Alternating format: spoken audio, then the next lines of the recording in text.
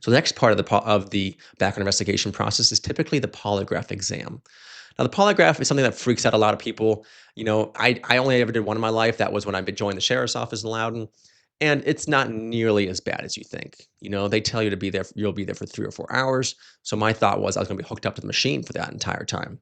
That really wasn't the case. For the most part, most of the interviews actually just done face to face with the polygrapher, and he or she will go through your packet, ask you questions about your past, and all those kind of things. Then you're only really hooked up to the actual machine for about 15 to 20 minutes. And then he'll again go over some of the answers that you gave and making sure that you're honest. For my agency, if you were, if obviously if you're showed to be honest, you'll move through the process. If it was inconclusive, we may retest you depending on, all the factors put together. And then if you were shown to be deceitful, you would be removed from the process. Again, don't go in there trying to lie. That's not going to work.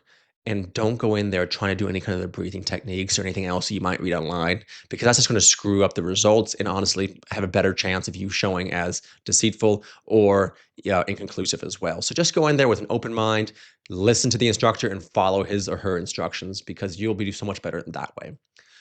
After the polygraph, let's say you pass that, you'll typically then interview with your background investigator. This is about a 2 hour long interview where, again, he or she will go through your entire life and start talking to you about your background, what you've done, why you want to go into law enforcement.